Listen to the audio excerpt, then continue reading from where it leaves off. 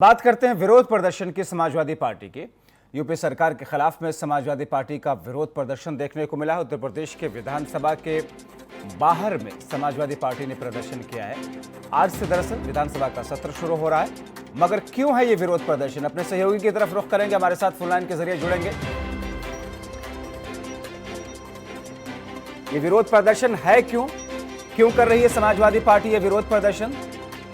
आपको बताएंगे अपने सहयोगी के जरिए मिलकर के।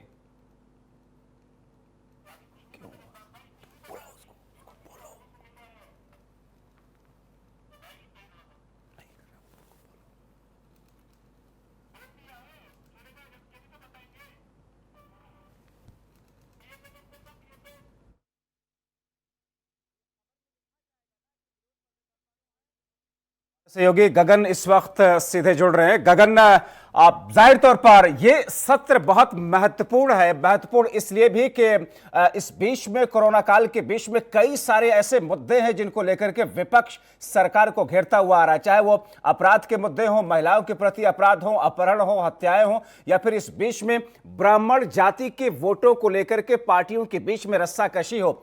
हंगामेदार तो रहना है, लेकिन सत्र के शुरू होने से पहले ही विधानसभा के बाहर प्रदर्शन क्यों?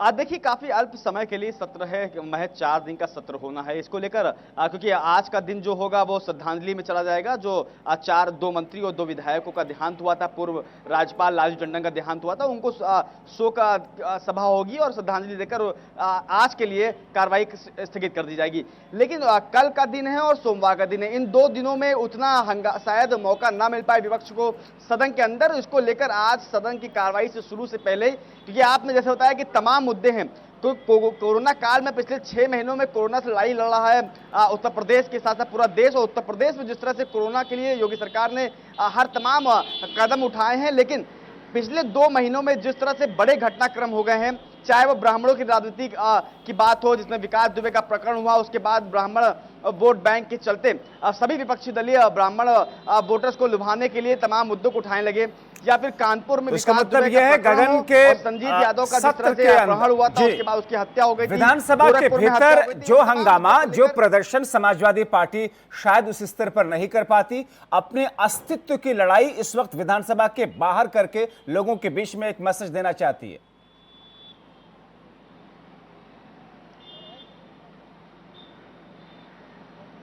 देखिए, बिल्कुल क्योंकि सरकार की तो मंशा यही है कि अंदर सदन पूरी शांति के साथ चले, जिससे जो लगभग 14 विधेयक हैं उनको पास कराना है सरकार को। हालांकि पास हो जाएंगे, पूरी बहुमत है, लेकिन वो शांति प्रक्रिया के चलते पूरा पास हो जाए, वो सरकार की कवायद होगी। लेकिन विपक्ष पूरी तरह से लामबंद है। पहले ही जितिन प्रसाद ने सभी विधायकों से कहा कि हमें ब्राह्मणों के लिए लड़ना होगा, दलीय राजनीति से ऊपर उठकर सभी विधायकों को एक साथ आवाज उठानी होगी।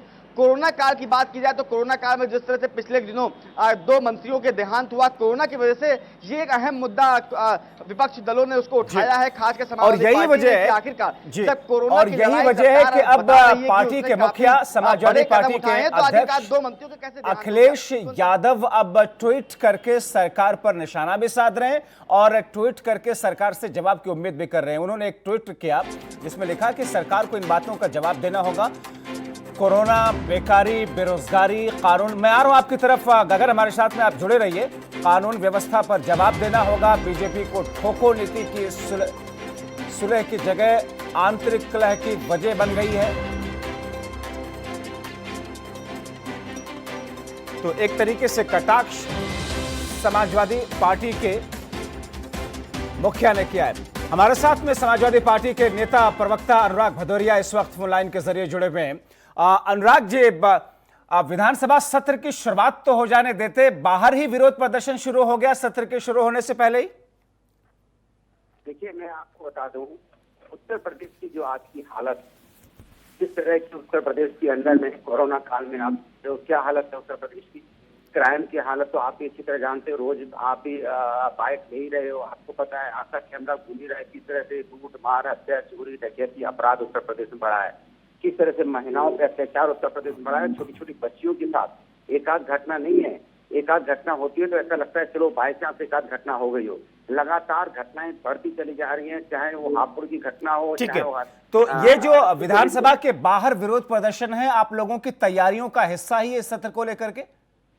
देखिए, हम सरकार को ये बताना चाहते हैं कि सरकार पहले ये सुनिश्चित करे कि अपराधियों पे जो इस तरह का अपराध उत्तर प्रदेश के अंदर में हो रहा है, क्या उस पर चर्चा होगी? क्या उत्तर प्रदेश की महंगाई जो इस तरह से बेरोजगारी बढ़ी है, क्या उस पर चर्चा होगी? क्या महिलाओं पे अत्याचार बढ़ा, उस पर चर्चा होगी? सरकार ये तो बताए। सरकार पहले बताए कि क्या वो करने को तैयार है अपराधियों पर चर्चा, क्या वो महंगाई पर चर्चा करने को तैयार है, बेरोजगारी पर चर्चा करने को तैयार है, बच्चों के साथ अन्याय हो रहा है उस पर चर्चा करने को तैयार है? बताए सरकार।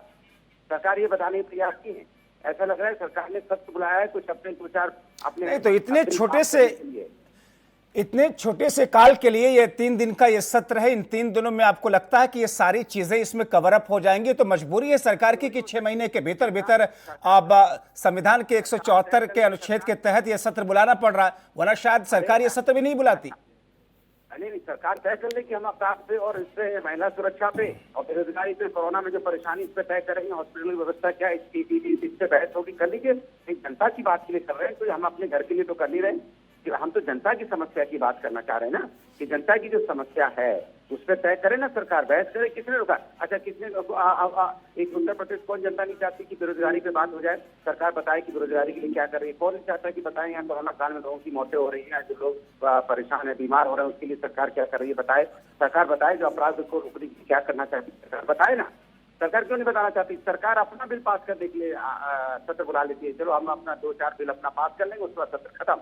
तो मगर इतने सारे मुद्दे हैं अनुराग भदौरिया जी, आपको लगता है कि पहला दिन तो फॉर्मेलिटीज में निकल जाएगा सत्र के, दूसरा और तीसरा दिन आपको लगता है कि इसमें कवर अप हो पाएगा या सिर्फ बातें ही आ पाएंगी? सुनिश्चित तो करे, सरकार सुनिश्चित करे, वक्तव्य दे, आपके चैनल को दे दे वक्तव्य कि सिर्फ इस बार जनता की समस्या की बात होगी, अपराध पे बहस होगी और बात होगी यहाँ पे किस तरह से महिलाओं की सुरक्षा की जाए, किस तरह से यहाँ कोरोना काल में लोगों को सुनिश्चित किया जाए, उनकी हेल्थ व्यवस्था, किस तरह से रोजगार सुनिश्चित किया जाए, किसानों को किस तरह से वो फायदा पहुंचाएंगे, सुनिश्चित करे बहस। अभी सरेदस्त अनुराग भदौरिया, अभी सरेदस्त मौजूदा वक्त में किसानों की समस्या, दूसरी समस्या है रोजगार और दूसरी चीजें तो छोड़ दीजिए थोड़ी देर के लिए, यूरिया जो मौजूदा वक्त में किसानों के फसलों में डाले जाने की इस वक्त की जरूरत है, उसको लेकर के जिस तरीके से मुश्किलें हैं किसानों के सामने, कांग्रेस अपनी राग लाप रही है, समाजवादी पार्टी अपनी राग लाप रही है, मगर सरकार पर कोई असर है क्या? सरकार पे असर होता तो सरकार बहस को तैयार न हो जाती। सरकार को जब इस पे चिंता होती, सरकार को चिंता रहती है सिर्फ कैसे उत्तर प्रदेश के अंदर। मगर सरकार का ये कहना है कि हमने तो इंतजाम बेहतर तरीके से किए हैं ताकि मुश्किलें किसानों के सामने ना हो। हाँ, इसीलिए आत्महत्या किसान पर, इसीलिए किसान को दुगनी इनकम देने की बात करने वाले लोग आज किसान अपने पैरों पे नहीं खड़ा है, उसको अब सब्सिडी पे जिंदा करना पड़ता है। फिर आपके 500 रुपए 2000 रुपए किसान के बैंक में डालना चाहते हैं, आपने सुनिश्चित कर दिया है कि किसान की इनकम दोगुनी हो चुकी है, इससे सरकार इतनी 500 रुपए दे के उनको क्यों लॉलीपॉप देना चाहती है? क्यों नहीं? आप एक विपक्षी पार्टी होने के नाते जाहिर तौर पर सत्ता को बेहतर तरीके से चलाने के लिए विपक्ष की भी जिम्मेदारियां हैं। यूरिया को लेकर के, समस्या को लेकर के कहां तकनीकी तौर पर गड़बड़ी कहां पर हो रही है, मुश्किलें क्यों आ रही है? सरकार के सिस्टम में हो रही है, सरकार की नीयत में हो रही है।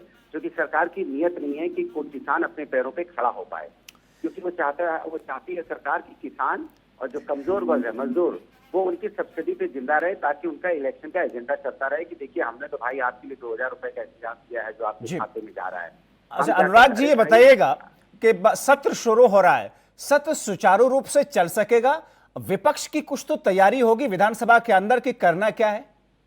मैं तो कहता हूँ सरकार सुनिश्चित करे, आपकी बात तो सरकार सुन रही होगी, कान लगा के सुन रही होगी, उनके मीडिया के लोग और उनकी जो डिपार्टमेंट के लोग जो सूचना देखते होंगे वो सारे यही तो नोट करते हैं। हम कह रहे हैं कि आप अपराध जो उत्तर प्रदेश बढ़ा है उस पर बहस के लिए बोलिए, आप बोलिए कोरोना में जो लोग परेशान उस पर बहस होगी, बोलिए बेरोजगारी पे होगी, बोलिए किसान पे बहस होगी, बोलिए जो महिलाओं पे। चलिए, बहुत शुक्रिया अनुराग भदौरिया जी आपका और गगन मिश्रा आपका भी।